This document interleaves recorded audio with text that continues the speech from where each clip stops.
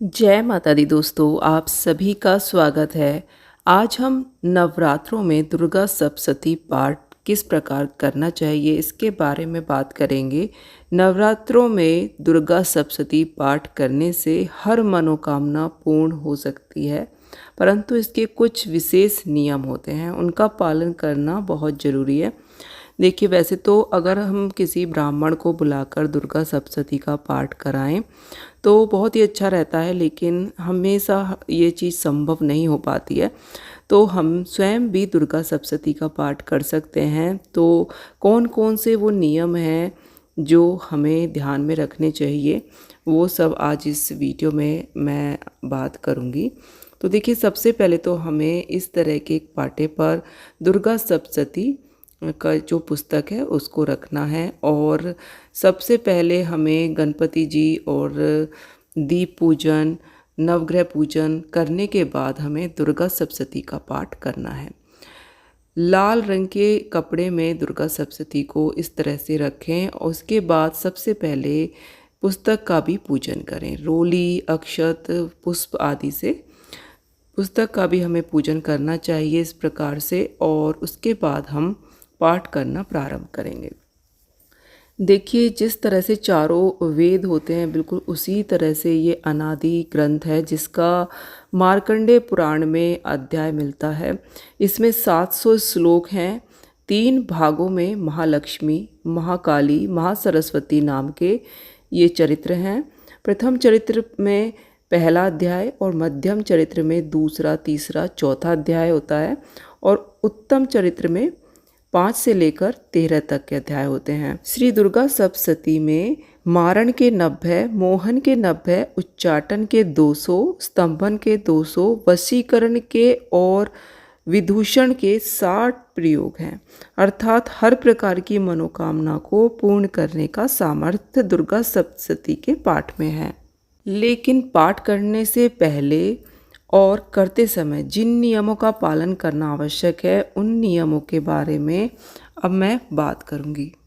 ये नियम कौन कौन से हैं? तो पहला जो नियम है वो है कि सबसे पहले आपको गणपति पूजन, दीप पूजन, नवग्रह पूजन करने के बाद ही दुर्गा सप्तशती का पाठ करना चाहिए। दूसरा नियम, श्री दुर्गा सप्तशती को पाठ करने से पहले किसी लाल कपड़े में पाटे पर रखकर ही माथे पर रोली चंदन लगाकर पूर्व दिशा की ओर मुख करके कुशाका आसन या फिर लाल ऊनी आसन पर बैठकर ही हमें पाठ करना चाहिए। तत्व शुद्धि के लिए 4 बार आचमन अवश्य करें, इसके बाद ही पाठ करना प्रारंभ करें। नियम नंबर 3, पुस्तक पूजन करें और तिलक करें। नियम नंबर 4, दुर्गा सप्तशती के पाठ से पहले हमें शापोद्धार करना चाहिए, क्योंकि दुर्गा सप्तशती के प्रत्येक मंत्र को ब्रह्मा, वशिष्ठ और विश्वामित्र ने शापित किया था। तो बिना शापोद्धार के पाठ करने से संपूर्ण फल की प्राप्ति नहीं होती है। इनके श्लोक दुर्गा सप्तशती में ही दिए गए हैं।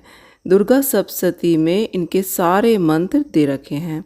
नियम नंबर 5, दुर्गा सप्तशती के पाठ से पहले आपको माँ दुर्गा के निर्वाण मंत्र ओम ऐं ह्रीं क्लीं चामुंडाय विचे का 108 बार जप अवश्य करना चाहिए। नियम नंबर 6, यदि आप एक दिन में सभी अध्यायों का पाठ नहीं कर सकते हैं, समय की कमी है, तो प्रथम दिन प्रथम चरित्र, दूसरे दिन आप मध्य चरित्र और तीसरे दिन उत्तम चरित्र का पाठ कर सकते हैं।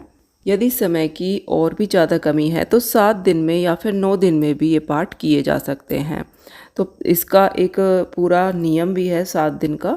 तो अगर वो नियम आप ना भी निभा पाएँ तो आप 9 दिन में भी ये पाठ कर सकते हैं।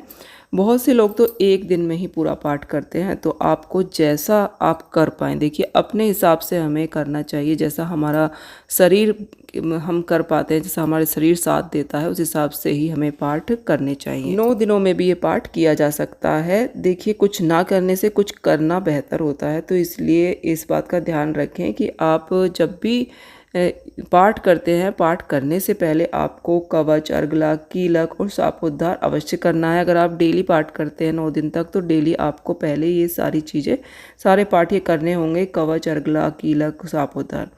उसके बाद ही आप पाठ करना प्रारंभ करेंगे। नियम नंबर 8, श्री दुर्गा सप्तशती के पाठ का उच्चारण एकदम शुद्ध होना चाहिए, संस्कृत शुद्ध होनी चाहिए। अगर नहीं बोल पाते हैं तो आप हिंदी में पाठ कीजिए, हिंदी में आप उसको अच्छे से समझ भी पाएंगे और शुद्ध पाठ होगा। स्वर ना ही ज़्यादा तेज हो ना ही बहुत ज़्यादा धीरे हो, मध्यम स्वर में जितना आपको सुनाई दे और एक अच्छी लय के साथ आप ये पाठ करें। नियम नंबर 9, पाठ संपूर्ण होने पर कन्या पूजन अवश्य करना चाहिए। नियम नंबर 10, यदि आप पाठ एक दिन में समाप्त नहीं कर पा रहे हैं तो आपको रोज कवच के साथ अर्गला कीलक सापोद्धार करना होगा। नियम नंबर 11, सिद्ध कुंजिका स्तोत्र का पाठ अंत में करना चाहिए। सबसे लास्ट में माता रानी से क्षमा याचना अवश्य करनी चाहिए। जब हम श्री दुर्गा सप्तशती को खोलते हैं इसकी पुस्तक को तो हमें एक विषय सूची दिखती है। विषय सूची में बहुत सारी चीज़ें दी गई हैं, हमें वो सब कुछ पाठ करने की ज़रूरत नहीं है, कुछ चीज़ें ही हमें उसमें से पाठ करनी है। देखिए ब्राह्मणों की जो विधि होती है वो तो बहुत ही ज़्यादा कठिन होती है, हमें अपने जो ज़रूरी चीज़ें हैं वो ही उसमें से पाठ करना है। इसमें सप्त श्लोकी दुर्गा सबसे पहले दिया गया है तो इसका पाठ हमें अवश्य करना चाहिए। इसके बाद जो माता के 108 नाम दिए गए हैं, सतनाम स्तोत्र का पाठ भी हमें करना चाहिए। इसके बाद दुर्गा कवच, कीलक और ये सब करके आप हिंदी में ये सारे पाठ कर सकते हैं क्योंकि हिंदी में शुद्ध हम पढ़ पाएंगे। ये सब करने के बाद आपको फिर अध्याय प्रारंभ करने हैं। इस प्रकार से दुर्गा सप्तशती का जो पाठ है वो हम कर सकते हैं। जो भी नियम है वो मैंने आपको बता दिए। और देखिए बहुत ज़्यादा नियम नहीं भी कर पाते हैं तो भी माता रानी से क्षमा याचना करके जैसा भी पाठ हो पाए हमें दुर्गा सप्तशती का पाठ करना चाहिए, इसको समझना चाहिए, तो बहुत ही ज़्यादा ये फलदायी होता है। आज का वीडियो आपको पसंद आया हो तो लाइक ज़रूर करें, वीडियो को शेयर करें। जय माता दी।